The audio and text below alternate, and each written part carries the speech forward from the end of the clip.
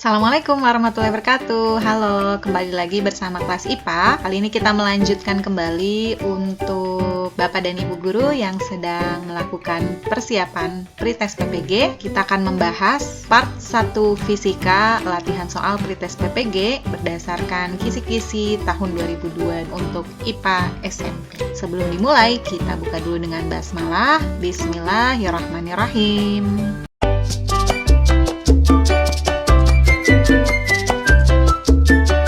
Kali ini adalah tentang gaya dan gerak. Kita cek ya. Seseorang ingin mengangkat sebuah beban, W-nya di sini 5 kg, seperti tampak pada gambar. Jika diketahui bahwa jarak antara otot bisep dan engsel, ini otot bisep ya, dan engsel 4 cm, jarak antara ini dengan ini 4 cm, dan jarak antara W dengan engsel di sini 40 cm. Maka keuntungan mekanik yang diperoleh. Oke. Ini adalah tuas ya pada manusia atau pesawat sederhana pada manusia. Kita tahu bahwa pada tuas keuntungan mekaniknya adalah W per F atau LF per LW. W-nya ada 5 kg, F-nya tapi tidak ada. Jadi kita pakai unsur yang ada untuk menentukan km, yaitu pakai yang ini ya. LF per LW. Kalau di sini W, kemudian di bawahnya jaraknya, berarti ini adalah LW. Jadi jarak dari engsel ke W ini disebutnya LW, maka yang ini adalah LF-nya. Karena ini kuasanya letaknya di sini ya. Ini LF. Udah, kita langsung masukin aja berarti ya. Karena yang tanya hanya km-nya. LF-nya 4 cm, LW-nya 40 cm. 4 dibagi 40, 0,1. Jawabannya yang B. Kita lanjutkan ke next soal. Ini masih di materi gaya dan gerak. Kuda pacu M dan N bergerak seperti ditunjukkan grafik di bawah. Jika kedua kuda pacu tersebut bergerak lurus dari titik yang sama dengan kecepatan awal berbeda, maka kedua benda tersebut akan bertemu lagi setelah. Jadi di sini ada dua kuda ya. Kita lihat grafiknya. Kuda M bergeraknya dari kecepatan awal 0. Jadi kita definisikan dulu di sini ya. Kita tulis dulu yang diketahui. Ada kecepatan di sini. Kecepatan awalnya si kuda M ini adalah 0. Kecepatan akhirnya di sini kita lihat pada waktu 15, kita anggap di sini ya. Kita baca angkanya 30, maka VT-nya kecepatan akhirnya adalah 30 ya. Meter per second ya. Sini meter per second, ini meter per second. Kemudian untuk kuda N di sini. Nah, untuk kuda yang N ini geraknya lurus beraturan GLB ya. Kalau yang ini gerak lurus berubah beraturan, GLBB-nya dipercepat. Bedanya itu. Di sini kita lihat grafiknya garisnya yang hijau, jadi dia V-nya ini 30 meter per second. Di sini Vm sama atau kecepatan M dengan kecepatan N ini nilainya sama pada waktu 15 detik ya. Pada waktu 15 detik atau saat 15 detik. Nah, sekarang kita cari nilai percepatan dari grafik yang merah ini ya, atau garis merah ini, yaitu si kuda M. Karena kuda M tadi gerak lurus berubah beraturan atau GLBB dipercepat, artinya dia punya nilai percepatan.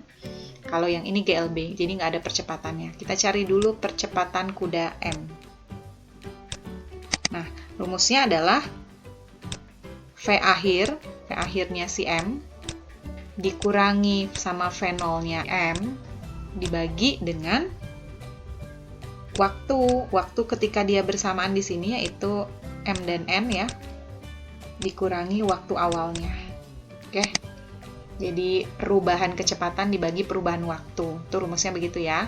Nah, kita masukin angkanya di sini 30, kemudian yang ini V0-nya 0, waktu tadi ketika bersamaan di sini 15, dan ini 0. Jadi 30 bagi 15 adalah 2 meter per second kuadrat. Jadi percepatannya nilainya 2. Kemudian kan di sini dikatakan mereka berdua ini akan bertemu kembali setelah berapa detik. Artinya ketemu kembali berarti jarak antara M dengan N1 sama. Jarak kudanya si M pada saat kuda M dan N bertemu berarti nilai jaraknya sama. Nah, S-nya pada kuda M yang ini ya, yang GLBB dipercepat, ini rumusnya. Kalau S pada GLBB dipercepat adalah V0 M dikali dengan T ditambah setengah. Jadi ini GLB dipercepat ya, GLBB dipercepat. Karena yang si M yang dipercepat ya, yang ini GLB. Kalau dia lurus berarti GLB, kemudian ini grafiknya menanjak berarti GLBB dipercepat ya. Kalau grafiknya turun itu GLBB diperlambat. Jarak M-nya adalah V0 M dikali T ditambah setengah AT kuadrat, kan gitu ya. A. Ini A-nya si M dikali T kuadrat. Rumusnya gitu ya. V0T dikali setengah AT kuadrat. Kemudian untuk yang N, S-nya si N ini adalah V dikali T aja ya. V-nya N berarti dikali dengan T. Oke, kita masukin ya. Untuk yang GLBB dipercepat dulu, V0 M-nya tadi 0 dikali T, berarti 0 ya, langsung aja. Karena dikali berapapun 0, ditambah setengah. Percepatannya udah kita cari tadi 2, dikali T kuadrat. T-nya di sini yang kita yang kita cari, karena dia bertemu kembali setelah berapa lama. Nah, ini yang mau kita cari ya. Waktu di sini dengan waktu di sini. Vn di sini tadi adalah 30 dikali T. Oke, nah kita cari ini nih, angka ini nanti. Udah, ini langsung aja, setengah kali 2 kan 1 ya, berarti T kuadrat. Kemudian ini 30 T. T-nya habis, berarti 30 atau T adalah 30 ya, kan coret. Jadi tinggal 30, berarti kedua kuda ini bertemu lagi setelah waktu 30 detik kemudian. Jawabannya yang E. Berikutnya, nah kali ini tentang bunyi. Dawai gitar dengan frekuensi 400 Hz menyebabkan resonansi. Oke, ini ada resonansi ya. Resonansi terhadap kolom udara sepanjang 20 cm. Kolom udara. Frekuensi 400 Hz yang diketahui ya. Cepat rambat bunyi di udara. Oke, jadi resonansi itu adalah peristiwa ikut bergetarnya suatu benda karena memiliki frekuensi yang sama. Nah, di sini ada diketahui dawai frekuensinya 400 Hz menyebabkan resonansi terhadap kolom udara sepanjang 20 cm.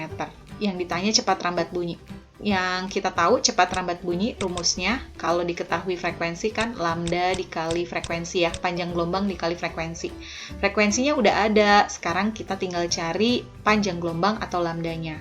Nah, pada resonansi, panjang kolom udara ini rumusnya adalah 2n-1 per 4 dikali lambdanya, kali panjang gelombang. Nah, artinya kalau yang ditanya panjang gelombang berarti rumusnya jadi 4 dikali L dibagi 2n-1. Nah, N ini adalah resonansi keberapa.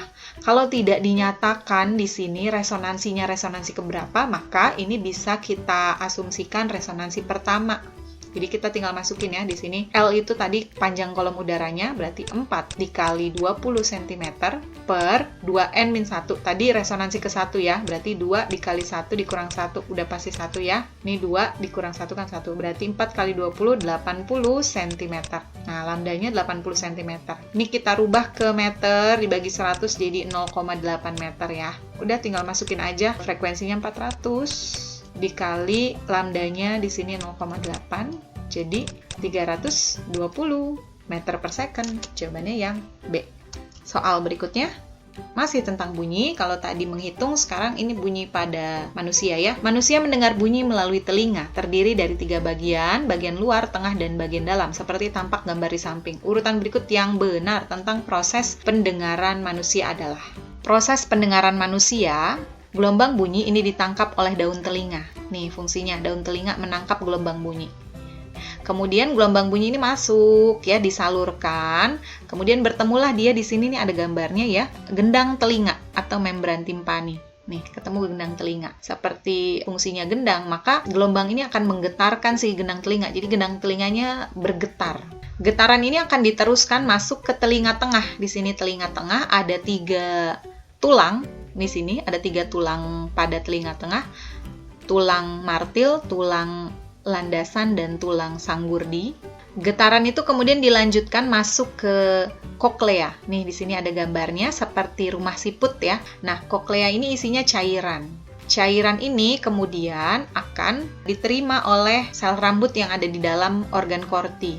Nah, sel rambut ini fungsinya sebagai reseptor. Jadi, diterima getaran itu oleh sel rambut, kemudian ini dikonversi ke impuls ya, masuklah ke saraf auditori. Kemudian dilanjutkan ke otak sehingga diterjemahkan suara itu. Jadi, urutannya tadi adalah gelombang bunyi, getaran, kemudian impuls.